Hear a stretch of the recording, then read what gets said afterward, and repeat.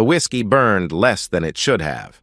I'd been nursing the same glass for an hour, watching the liquid catch the lamplight in my study, thinking about how one moment can unravel everything you've spent years building. Outside, autumn rain drummed against the windows of our suburban home. The same house Laura and I had bought 3 years ago when she quit her marketing job to focus on starting our family. I should have known something was wrong months earlier.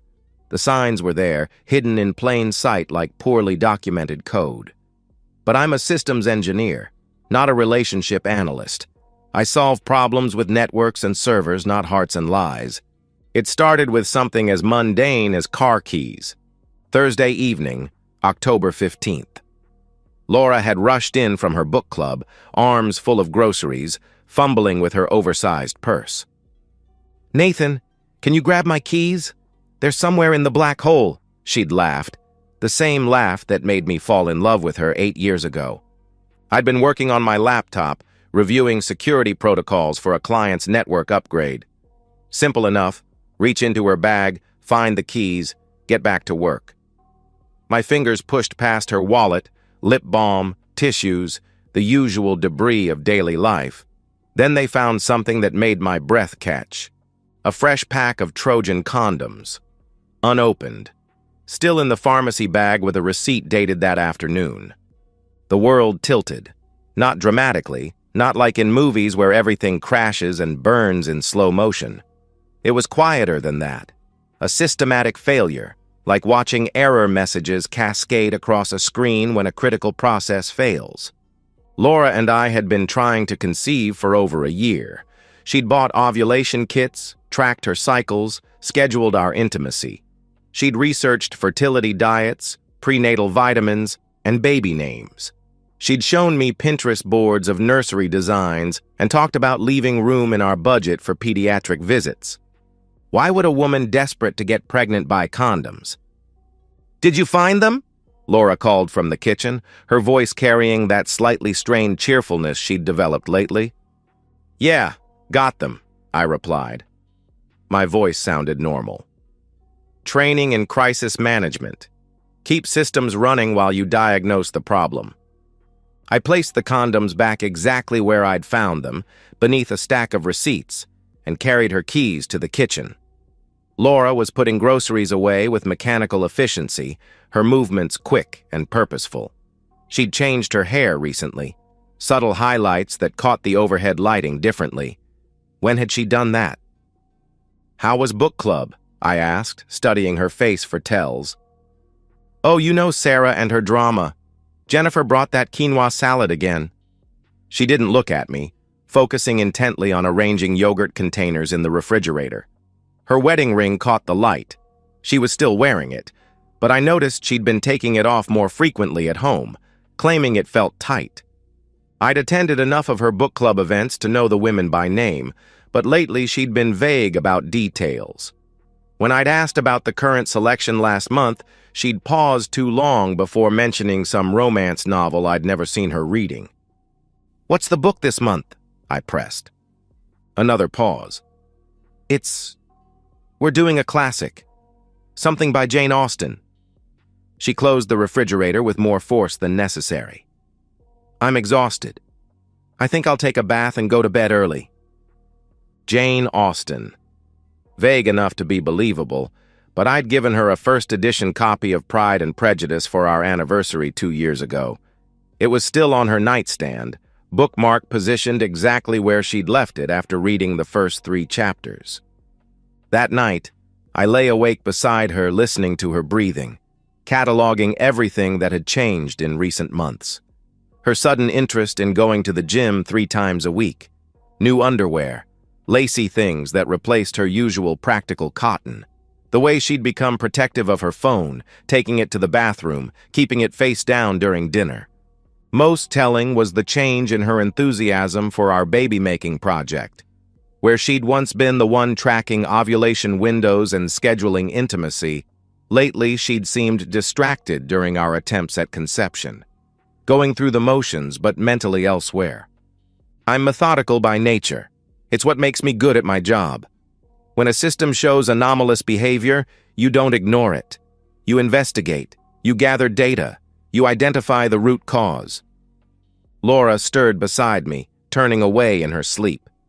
The digital clock read 2:47 a.m., casting its red glow across our bedroom ceiling. I've always been good at solving problems. This one would just take time. The next morning felt like performing maintenance on a live system. Everything had to function normally while I conducted my investigation. Laura emerged from the bathroom in her terry cloth robe, hair damp from the shower, looking like the woman I'd married. But now I was analyzing her behavior through a different filter. "Coffee's ready," I said, holding out her favorite mug, the one with the cartoon lab that said, "Life is better with a dog," that we'd bought during our trip to Portland last spring. "Thanks, honey." She accepted the mug, her fingers brushing mine briefly. I noticed her wedding ring was missing again. "Ring at the jeweler's?" I asked casually. "Still being resized. They said another week." She moved to the window, not meeting my eyes. "Any plans today?" I kept my tone casual while opening my laptop to check overnight alerts from client systems. "Meeting Jennifer for lunch, then some errands. Oh, and the grocery store again. I forgot milk yesterday." She moved through the kitchen with practiced efficiency, assembling her usual breakfast of Greek yogurt and granola. Jennifer. At least this was someone I'd actually met, unlike the expanding roster of mysterious friends she'd been mentioning lately. When I'd suggested couples activities with these new friends, Laura always had excuses. They were going through divorces, weren't ready to socialize with couples, needed girlfriend time. After Laura left for her lunch with Jennifer, I made a decision that would have horrified the trusting husband I'd been 48 hours earlier. I drove to Best Buy and purchased a small GPS tracker with cash, the kind marketed for elderly parents or teenagers, technically legal since the car was registered in both our names. That afternoon, I called Margaret Hayes, a divorce attorney whose name I'd found through a discreet Google search. Her office was downtown, in a building that housed wealth management firms and private investigators. Margaret was sharp-featured and direct, probably in her mid-50s, with steel gray hair and eyes that had seen every variation of human betrayal. "Mr. Cole, thank you for coming in. You mentioned on the phone that you suspect your wife is having an affair." "I know she is." I explained about the condoms, the behavioral changes, the expanding network of mysterious activities. Margaret took notes on a legal pad, her expression professionally neutral. "Adultery affects property division in this state," she said, "but we'll need documentation, photos, communications, witness testimony. The more evidence you can provide, the better your position." "What about our house? Our investments?" I asked. "Marital property gets divided, but documented infidelity can influence the court's decision about who gets what. The house, vehicles, retirement accounts, all potentially negotiable if we can prove she violated the marriage contract." I felt something cold settle in my chest. "What do you need from me?" "Everything you can document without breaking any laws, phone records if you have access, financial statements showing unusual expenses, and if you can catch them together." She slid a business card across the desk. "This investigator is excellent. Discreet." "I don't need an investigator," I replied. Margaret raised an eyebrow. "Mr. Cole, I understand you're angry, but this requires professional—" "I'm a systems engineer. I know how to gather data." I pocketed the investigator's card anyway. "What I need is legal strategy." Over the next 10 days, I monitored Laura's movements through the GPS app on my phone while maintaining the facade of normal married life. Her daily patterns were mostly predictable: gym, errands, lunch dates with various friends. But there were anomalies. Stops at locations that didn't match her stated activities. A 40-minute gap at what Google Maps identified as a residential address across town. A 2-hour visit to a coffee shop that, when I drove by later, was clearly closed for renovations. The most damning evidence came from our shared credit card statements. Charges I'd initially overlooked now formed a pattern. a hotel bar in the business district, a lingerie shop she'd never mentioned, a restaurant in the suburbs where she'd supposedly been having lunch with girlfriends. Except the receipt showed 2 entrees and a bottle of wine that cost more than she typically spent on an entire week of groceries. During this period, Laura purchased new clothes, items I'd never seen her wear. A black dress that hugged her figure differently than her usual style. A silk blouse in deep burgundy, heels with ankle straps. When I asked about them, she mentioned wanting something nice for various social occasions with friends I'd never met. By Wednesday, October 25th, I had enough evidence to fill a manila folder. By Thursday, I'd prepared for the confrontation I knew was coming. Friday evening, October 25th, Laura announced she was going to dinner with some friends from work. Another creative alibi: she'd been unemployed for 3 years, focusing on our attempts to start a family. "Which co-workers?" I asked. "Oh, just some women from my old marketing firm. We try to get together once a month." She was applying makeup at her vanity, transforming herself into someone I barely recognized. The black dress, the new heels, her hair styled in loose waves that framed her face differently. "I thought you'd lost touch with most of them," I answered. "We reconnected on Facebook." She laughed, but it sounded hollow. "You know how social media brings people back together." I watched my wife prepare to meet another man while lying about dinner with fictional former co-workers. The GPS tracker was attached beneath her car's rear bumper, hidden from view but transmitting her location every 30 seconds. That night, I sat in my study monitoring her movements on my phone. The blue dot that represented my wife's car moved across the digital map, heading not toward any restaurant or reunion, but toward the interstate. 25 minutes later, she arrived at a roadside motel 15 miles outside our suburb. I grabbed the divorce papers Margaret Hayes had prepared and headed for my car. The Sunset Inn wasn't the kind of place you'd find in tourist guides. Single story, probably built in the 1970s, with pink stucco walls and a neon vacancy sign that flickered intermittently. The parking lot was half empty, most spaces occupied by long-haul trucks and cars that had seen better decades. I pulled into a spot across from the motel office, manila envelope containing divorce papers on my passenger seat. My phone showed Laura's car parked near room 117, though I couldn't see it from my position. The digital clock read 7:43 p.m. For 20 minutes, I sat in my car processing the finality of the moment. This wasn't hypothetical anymore. Not suspicious behavior or circumstantial evidence, but my wife at a motel with another man. The GPS tracker had been academic until now, data points on a screen. But Laura was 50 yards away, probably already in bed with someone whose name I didn't even know. At 8:05, a white pickup truck pulled into the lot. Ford F-150, maybe 5 years old, with contractor's equipment visible in the bed. The driver was tall, broad-shouldered, wearing jeans and a flannel shirt. Dark hair, stubbled jawline, the kind of rugged appearance that contrasted sharply with my office worker physique. He walked directly to room 117. No hesitation, no checking room numbers. This was routine. The door opened before he could knock. Laura appeared in the doorway wearing the black dress, her face bright with a smile I hadn't seen in months. Pure joy, unguarded happiness. She looked like the woman I'd fallen in love with, except she was feeling that joy for someone else. They embraced in the doorway, his hands settling at her waist, her arms around his neck. Even from across the parking lot, their intimacy was obvious. This wasn't a new development. They moved together with comfortable familiarity.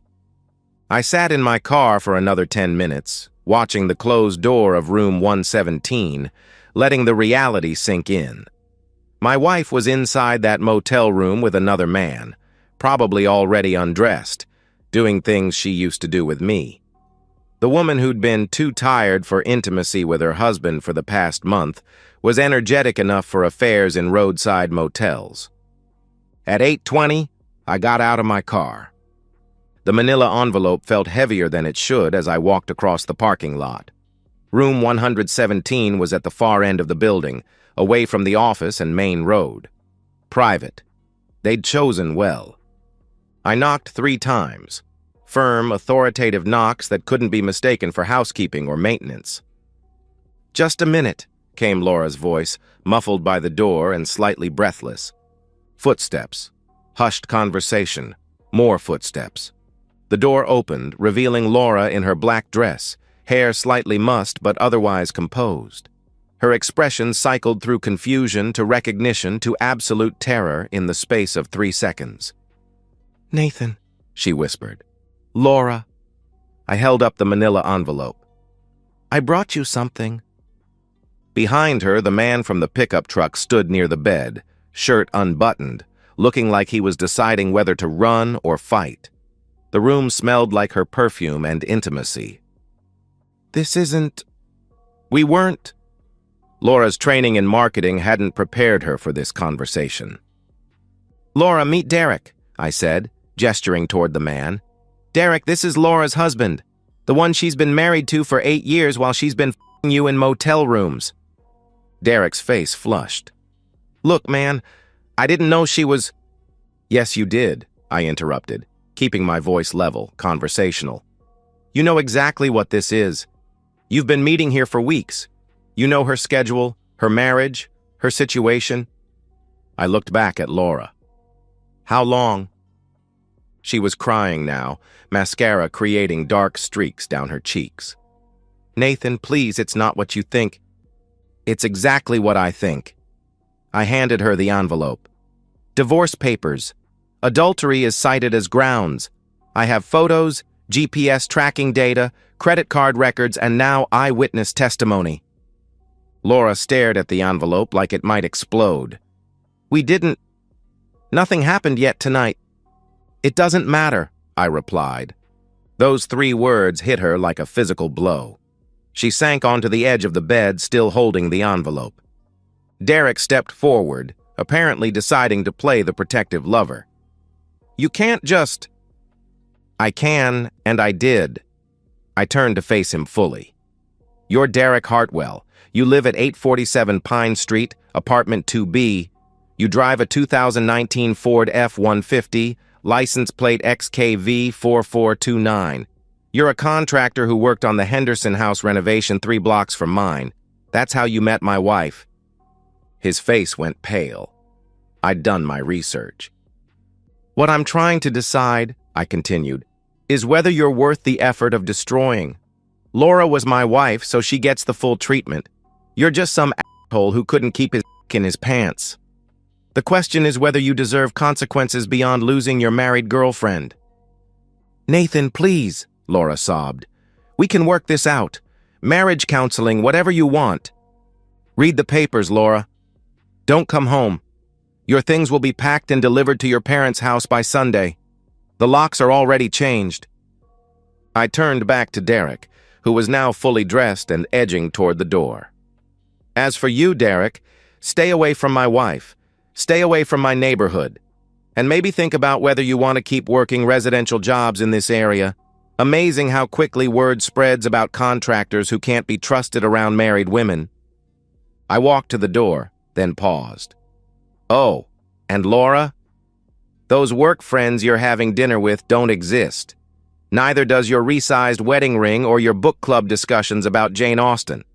Next time you decide to burn your life down, you might want to be less creative with your alibis." I left them standing in that motel room, Laura clutching divorce papers and Derek calculating how quickly he could distance himself from the situation. As I walked back to my car, I felt something I hadn't experienced in months: complete clarity. The rain had stopped. The neon vacancy sign flickered once more and went dark. Saturday morning brought the satisfaction of executing a well-planned system upgrade. Every component fell into place. The locksmith arrived at 7 a.m. sharp, a competent man named Rodriguez who asked no questions about why I needed every lock changed on a weekend. While he worked, I moved through the house systematically, packing Laura's belongings into storage boxes I'd purchased the night before. Her clothes, jewelry, personal items, photographs where she appeared alone. I left our wedding album. She could ask for it later if she wanted reminders of what she'd destroyed. Margaret Hayes had prepared me well. The bank accounts were already secured. Our joint checking account had been closed Friday afternoon. The balance transferred to a new account in my name only. Laura's credit cards were canceled. Her car insurance policy, which I'd been paying, would lapse in 30 days unless she arranged her own coverage. I wasn't being vindictive. I was being thorough. At 9 a.m., my phone started ringing. Laura, calling from what I assumed was Derek's truck, since her GPS location showed her leaving the motel area. I let it go to voicemail. "Nathan, please pick up.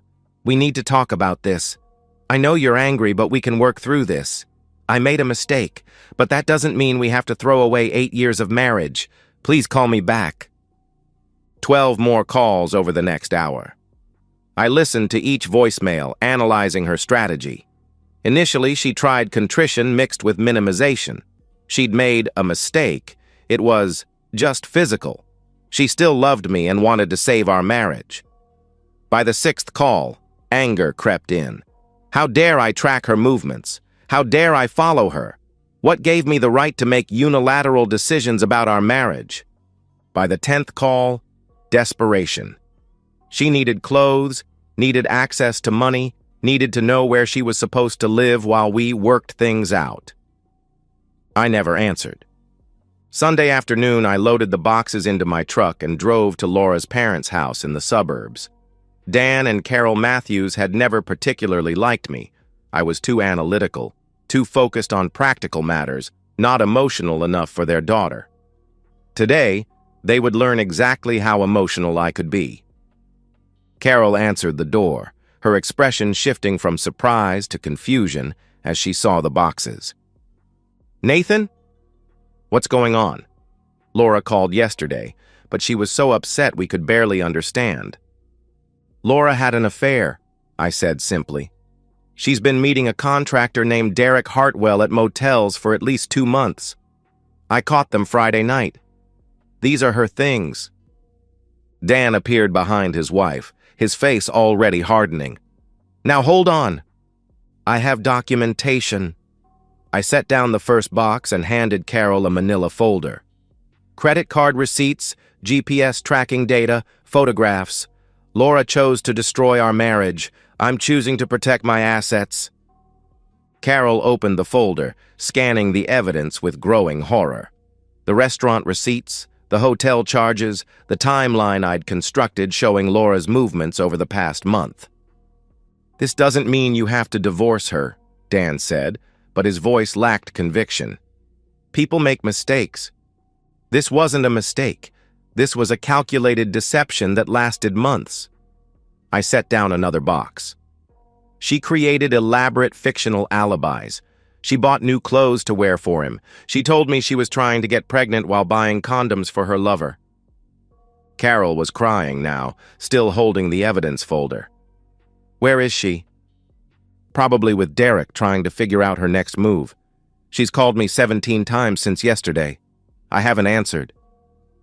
I spent the next 20 minutes unloading boxes while Laura's parents processed the destruction of their daughter's marriage. They asked questions I answered factually. How long had I known? What was my plan?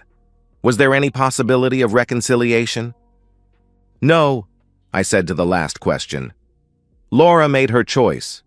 She chose Derek over me, chose deception over honesty, chose to risk everything we built for motel room sex with a contractor. I'm simply responding to the choice she already made. As I drove away from the Matthews house, my phone buzzed with a text message from an unknown number. "This is Derek. We need to talk." I deleted the message without responding. Monday brought new challenges.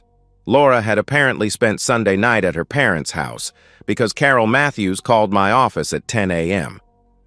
"Nathan, Laura needs access to some money, just for basics, food, gas, a place to stay while you two work this out." "We're not working anything out, Carol. Laura has a college degree and work experience. She can get a job," I replied. She can't just start over with nothing. I cut her off. She didn't start with nothing. She started with a husband, a home, and a stable marriage. She chose to gamble all of that for an affair. Sometimes you lose. The call from Derek came Tuesday evening. I was reviewing network security reports when my phone rang, displaying the same number that had sent the text. This time I answered. "We need to talk," Derek said without preamble. "No, we don't," I replied. "Look, man, I didn't know the whole situation. Laura told me you two were separated, practically divorced already." "And you believed her?" I asked. She was always emotional about you, about how you didn't understand her, how the marriage was over, but you were too stubborn to admit it." I let the silence stretch, making Derek fill it. "The point is, I got pulled into something I didn't fully understand. I'm not the bad guy here." "You f***ed another man's wife in motel rooms, Derek. You're exactly the bad guy here," I shouted. "She said—" He stammered, so I cut him off. "She lied. To you, to me, to her parents, to everyone. The difference is, I was married to her. You were just convenient." "I care about her," he replied. "Then you'll understand why you need to stay away from her. Laura's facing the consequences of her choices. Don't make her consequences become your consequences." I hung up before he could respond. Wednesday brought the most satisfying development. Margaret Hayes called with an update on the divorce proceedings. "Your wife's attorney wants to discuss settlement terms. Apparently she's retained James Whitmore." I knew the name. Whitmore specialized in high-asset divorces, particularly cases where he could paint his clients as victims of emotional or financial abuse. "What's his angle?" I asked.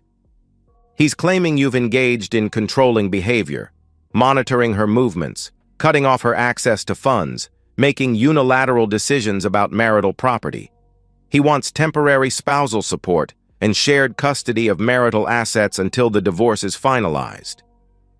"Shared custody of assets she helped destroy through adultery?" "That's essentially what I told him. We have documented proof of infidelity. The GPS tracking was legal. The car is titled in both names. The financial moves were protective measures taken after discovering fraud. Whitmore's playing a weak hand." Thursday evening, Laura came to the house. I watched through the security system I'd upgraded earlier that week as she pulled into our driveway in a car I didn't recognize, probably borrowed from her parents. She walked to the front door and rang the bell, then knocked when I didn't answer. "Nathan, I know you're home. I can see your car. We need to talk." I remained in my study, watching her through the camera feed. She looked different, tired, older somehow. The confident woman who'd been radiant at that motel door had been replaced by someone who clearly hadn't slept well in days. "Nathan, please. I know you're angry, but this is insane. We can work through this if you'll just talk to me." After 10 minutes, she left, but not before trying the back door, checking windows, and attempting to use the garage door remote that I'd already reprogrammed. Friday brought news that made the entire week worthwhile. Margaret Hayes called with an update that made me smile for the first time since finding those condoms. Derek Hartwell was attacked outside Murphy's pub last night.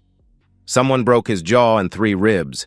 The police report says no witnesses came forward and Hartwell isn't cooperating with the investigation. "That's unfortunate," I said. "Indeed. Also, interesting timing. Apparently, Hartwell had been bragging about his relationship with your wife to some of the regulars at Murphy's, talking about how he'd stolen her from her uptight husband. People say foolish things when they drink. They do, especially when they don't realize who might be listening. Murphy's is a working-class bar, Nathan. Lot of married men who don't appreciate hearing about affairs. I hadn't set foot in Murphy's pub. Hadn't spoken to anyone about Derek beyond our single phone conversation. But sometimes information finds its way to people who know how to use it properly." "Any word on settlement discussions?" I asked. "Whitmore's backing down. Apparently Laura's situation has become more complicated. Without Derek as emotional support and facing the reality of starting over at 34 with no income and parents who are less than thrilled with her choices, she's becoming more amenable to accepting your terms. Which are? I asked. She gets her personal belongings and nothing else. No spousal support, no claim on the house or retirement accounts, no division of assets acquired during the marriage. In exchange, you won't pursue her for the money she spent on her affair, the hotel charges, the gifts, the elaborate dinners she charged to your joint credit card. That's more than fair. It's generous. Most men in your position would take her for every penny. That evening, I sat in my study with a fresh glass of whiskey, reviewing the week's accomplishments. Laura's belongings removed from our home. Divorce proceedings advancing on favorable terms. Derek Hartwell learning that actions have consequences. The house was quiet, organized, efficient. Every system functioning as designed.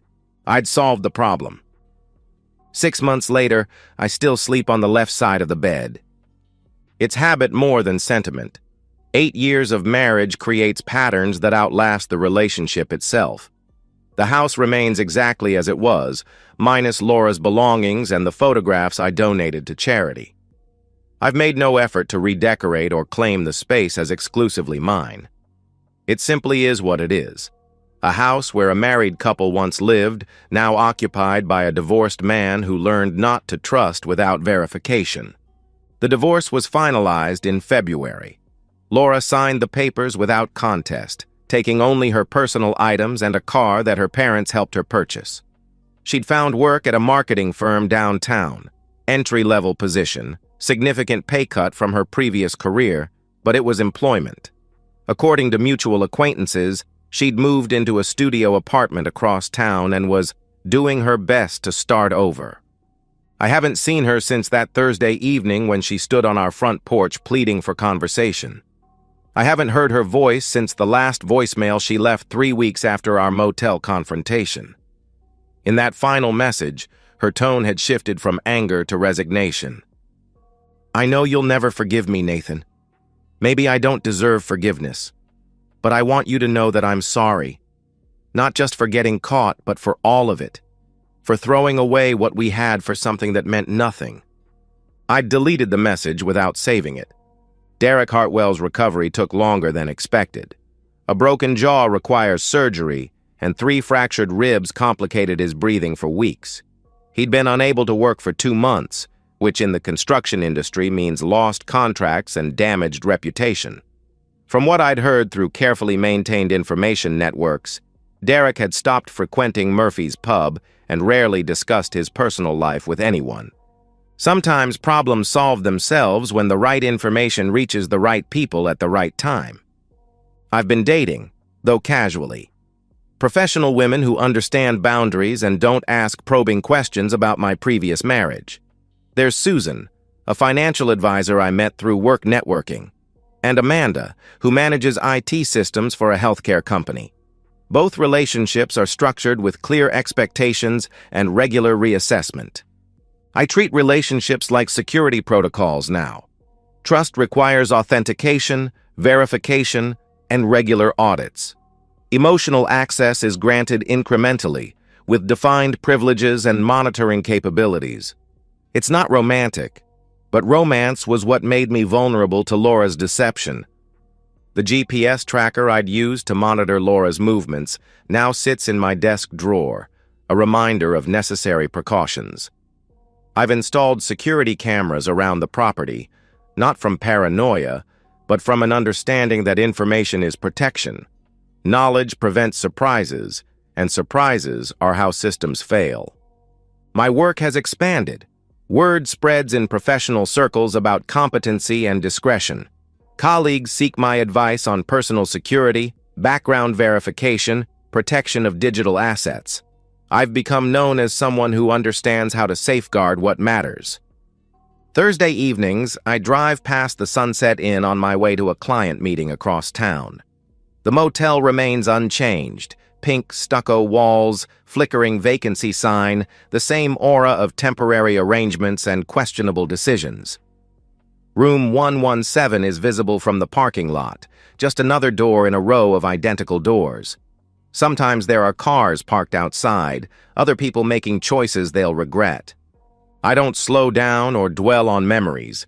It's simply a landmark, no different from any other building along that stretch of road. Laura attempted contact twice more after the divorce was finalized.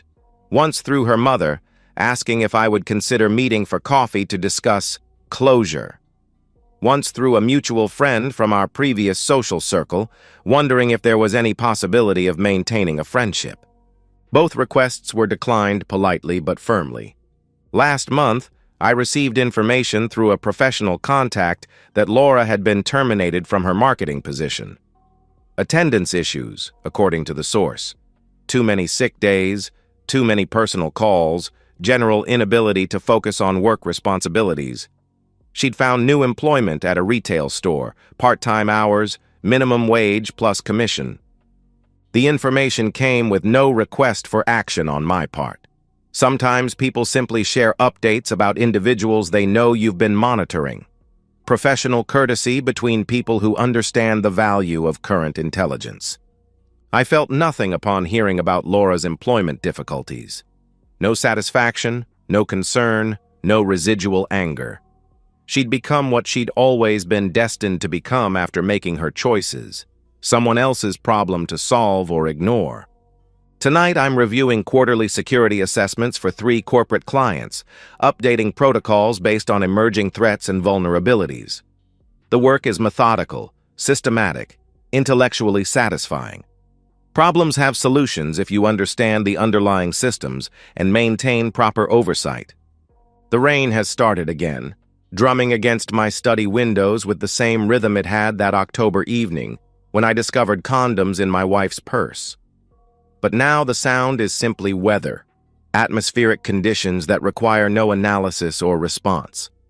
I haven't heard Laura's voice in 187 days. I prefer it that way. Trust, I've learned, should always come with conditions and verification. Even then, it's subject to regular review and immediate revocation upon evidence of system compromise. The whiskey tastes exactly as it should. And so, we've reached the end of today's story. Was it what you expected, or did it take a twist you didn't see coming? I'm curious to hear your thoughts. Share them in the comments below, and let's get a conversation going. If this story kept you hooked, make sure to hit that like button. And if you're new here or just haven't subscribed yet, now's the perfect time to join our community. I bring you fresh, captivating stories every day, so click that subscribe button and turn on notifications so you never miss out. Thanks for watching, and I'll see you in the next one.